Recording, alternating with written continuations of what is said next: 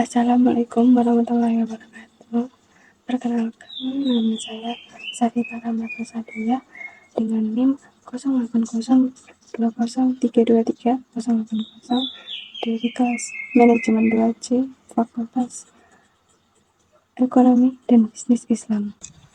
Pada video ini saya akan mengobservasi kegiatan korespondensi bisnis yang ada pada PT Indomarko Prisma Tama.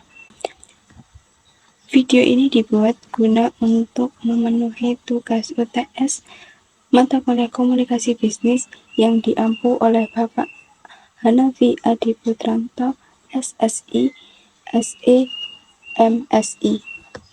Terdapat beberapa hal yang akan kita bahas pada video ini. Yang pertama yaitu company profile, yang kedua adalah kegiatan komunikasi, yang ketiga korespondensi bisnis, yang keempat adalah pesan rutin, selanjutnya yang kelima adalah contoh surat bisnis, dan yang keenam adalah negosiasi bisnis, dan yang terakhir ketujuh adalah kesimpulan dan saran. Yang pertama kita akan membahas mengenai company profile PT Indomarko Prisma Tama. Berawal dari pemikiran untuk memudahkan penyiapan kebutuhan pokok sehari-hari para karyawan, maka pada tahun 1988 didirikan sebuah warung bernama Indomaret.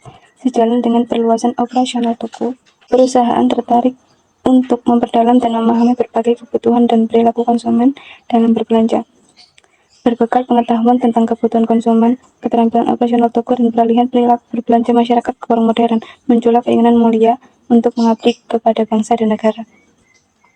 Niat tersebut diwujudkan dengan mendirikan Indomaret dengan badan hukum PT Indomarko Prisma Tama. Indomaret berkembang sangat pesat dengan jumlah toko per Februari 2024 sebanyak 22.414.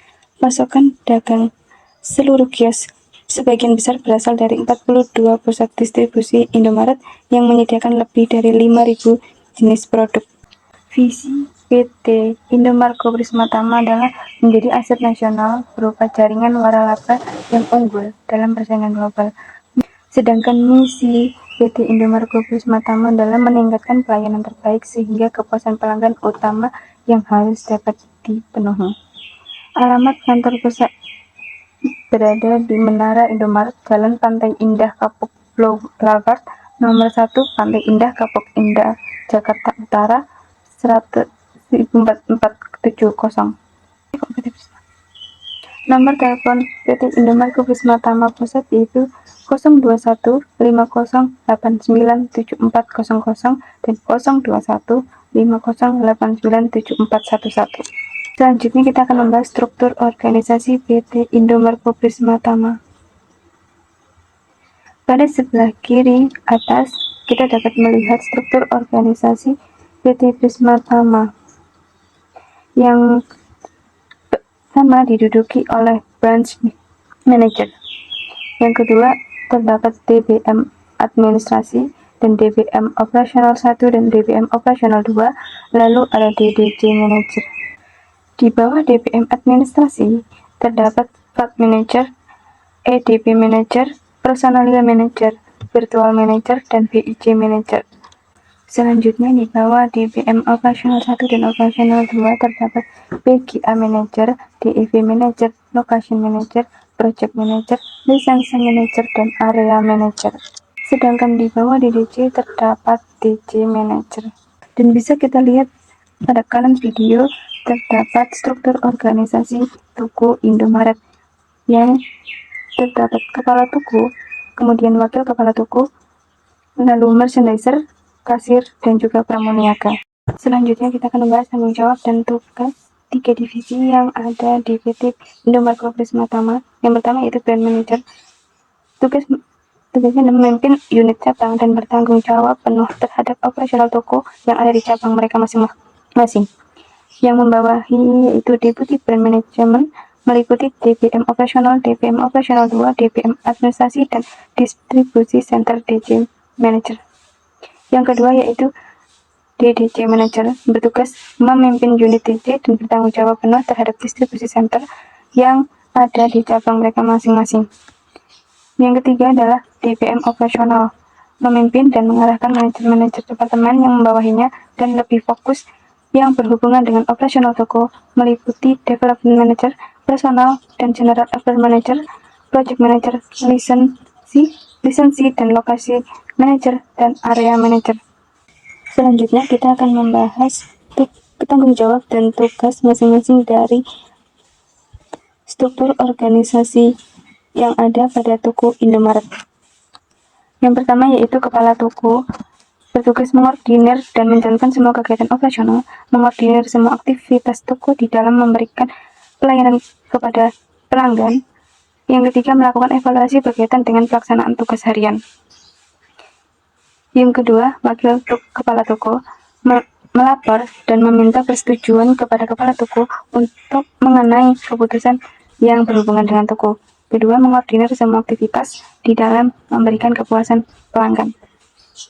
Selanjutnya yaitu merchandiser, bertugas mengordinir permintaan barang dagangan dari distribution center, mengordinir pengeluaran atau beratur barang dari toko ke distribution center. Yang ketiga, mengkoordinir pendisplayan barang dagangan di rak-rak maupun di gudang. Selanjutnya yaitu pramuniaga, bertugas memberikan pelayanan kepada pelanggan, mempersiapkan keperluan toko, melakukan pengawasan dan pencegahan barang hilang atau rusak, menerima barang yang datang, dan menyebarkan leaflet promosi toko. Terakhir yaitu kasir, bertugas melakukan transaksi langsung, melaksanakan kebersihan, menerima penitipan barang, persiapan retur barang, dan stock of name. Yang kedua, kita akan membahas kegiatan komunikasi PT Indomarko Prisma Tama. Yang pertama ada komunikasi interpersonal, yang kedua ada komunikasi kelompok, yang ketiga ada komunikasi bisnis, dan yang terakhir adalah komunikasi verbal. Komunikasi interpersonal yang terjadi pada PT Indomarko Prisma Tama yaitu pemimpin terhadap karyawan, komunikasi interpersonal antar pegawai, komunikasi interpersonal dari bawahan ke atasan. Selanjutnya komunikasi kelompok PT Prisma Tama berbentuk sebagai kerjasama tim, dan yang kedua adalah rapat atau meeting. Yang ketiga adalah komunikasi bisnis. Komunikasi bisnis yang terjadi pada PT Indomarko Prisma Tama yaitu surat bisnis pemesanan barang, surat bisnis pengiriman barang. Dan yang terakhir adalah komunikasi verbal yang terjadi pada PT Indomarko Prisma Tama yaitu melakukan briefing. Yang kedua komunikasi antar departemen, dan yang terakhir diskusi teamwork. Pembahasan yang ketiga yaitu korespondensi bisnis PT Indomarko Prisma Tama. Terdapat korespondensi eksternal dan juga internal. Yang pertama korespondensi eksternal. 1. Surat pesanan. Surat pesanan digunakan untuk mengkonfirmasi pesanan produk kepada pemasok. Surat pesanan ini berisi rincian tentang produk yang dipesan, jumlah, harga, dan tanggal pengiriman yang diharapkan. Yang kedua, surat dengan pemasok.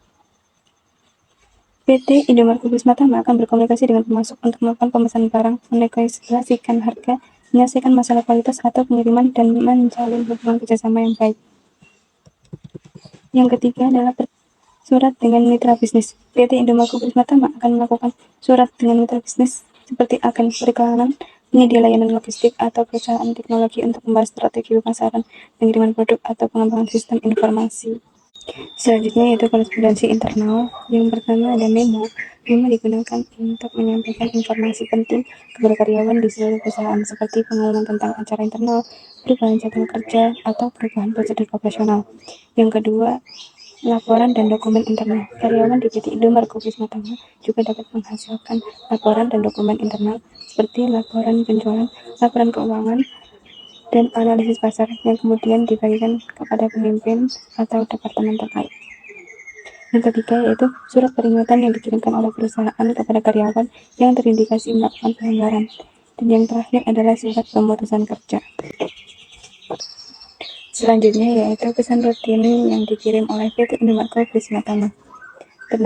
Yang pertama ada pesan good news, pesan yang menginformasikan kenaikan jabatan atau gaji, THR, dan upah lembur. Yang kedua adalah memo perihal perubahan jam kerja atau memo job desk kerja. Yang ketiga yaitu direct request, surat penyesuaian, pembetulan atas kesalahan penagihan produk, koreksi atas kesalahan dalam nota pembayaran, dan penjelasan atas perubahan kebijakan atau prosedur. Yang keempat yaitu pesan persuasif, berbentuk rekrutmen karyawan atau marketing produk. Yang kelima ada pesan bad news, atau surat pemutusan kerja dan surat peringatan karyawan. Yang terakhir adalah surat pesanan produk atau barang. Pembahasan selanjutnya adalah mengenai surat bisnis PT Indomaret Wisma Tama. Seperti yang terlihat pada layar, terdapat 3 surat. Surat bisnis yang ada pada PT Indomaret Wisma Tama adalah seperti pada layar, yakni meliputi surat rekrutmen, yaitu surat lowongan pekerjaan, dan dengan disebarkan surat ini bertujuan untuk mengajak orang untuk mendaftar dan bergabung dengan PT Indomaret Wisma Tama.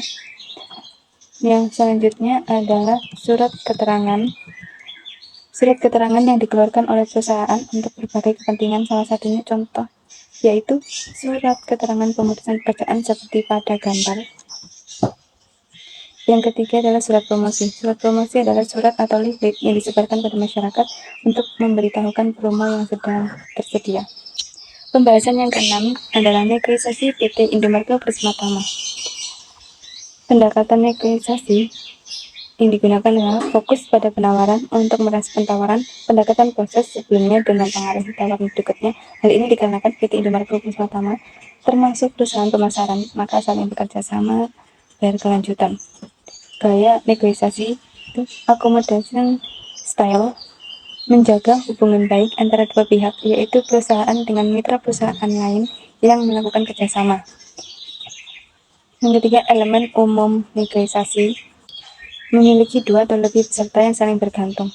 PT Indomaret Wisma Tama sebagai pemasaran dan distributor produk, kemudian PT Indofood JBP sebagai produsen produk contohnya. D.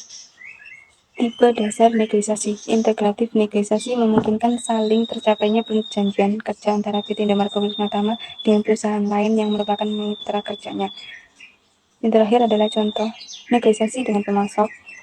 PT Indomaret Wisma Tama dapat bernegosiasi dengan pemasok untuk mendapatkan harga yang lebih baik, persyaratan pengiriman yang lebih fleksibel, atau syarat-syarat kontrak lainnya yang menguntungkan. Negosiasi dengan karyawan. Dalam situasi tertentu, PT Indomaret Wisma Tama mungkin juga terlibat dalam negosiasi dengan serikat pekerja atau karyawan tentang masalah-masalah seperti upah, manfaat, atau kondisi kerja. Negosiasi dengan mitra franchise. Saat membuka cabang baru atau memperluas jaringan, PT Indomaret Wisma Tama bisa terlibat dalam negosiasi dengan mitra franchise tentang biaya lisensi, pembagian keuntungan, atau persyaratan operasional lainnya. Dari hasil observasi yang telah saya paparkan sebelumnya, dapat diambil kesimpulan bahwa PT Indomaret Wisma Tama merupakan industri yang bergerak di bidang waralaba yang berkomitmen untuk meningkatkan pelayanan terbaik sehingga kepuasan pelanggan utama yang harus dapat dipenuhi. PT ini sudah menggunakan jobdesk yang terstruktur sesuai dengan tugas dan tanggung jawabnya. Dalam bekerja, karyawan PT Indomaret menggunakan komunikasi bisnis yang sesuai standar seperti komunikasi interpersonal, komunikasi kelompok, komunikasi bisnis, dan komunikasi verbal. Kemudian, dalam korespondensi atau persuratan menggunakan korespondensi eksternal ataupun pihak luar perusahaan dan korespondensi internal untuk kepentingan internal. Setiap harinya di PT Indomaret Wisma Tama terdapat pesan rutin yang terjadi seperti pesan good news, pesan bad news, memo, surat pesan, direct request, dan pesan persuasif atau ajakan. Contoh surat bisnis di PT Indomaret Wisma Tama terdapat surat rekrutmen, pesan persuasif, surat keterangan, dan surat promosi produk. Dalam bisnisnya, di PT Indomaret Wisma Tama melakukan negosiasi dalam gaya negosiasi akomodasi style. Gaya akomodasi dengan pendekatan negosiasi proses elemen negosiasi yaitu PT Indomaret dengan mitra kerja seperti karyawan dan perusahaan lain.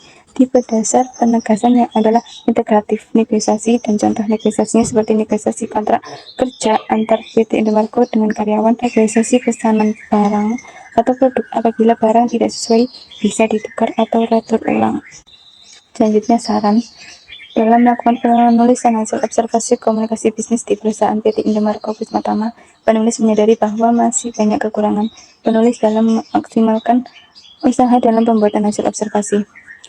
Maka dari ini, penulis berterima kasih kepada PT Indomaret Wisma Tama sekaligus salah satu karyawan yang telah bersedia diwawancarai, serta apabila ada informasi yang tidak sesuai dengan dan menyalahi aturan di PT Indomaret Wisma Tama, penulis sangat memohon maaf dan mengapresiasi kepada pembaca yang telah bersedia memberi kritik dan saran yang membangun untuk jadi evaluasi dalam penulisan selanjutnya. Sekian video yang dapat saya buat. Mohon maaf apabila ada kesalahan. Wassalamualaikum warahmatullahi wabarakatuh.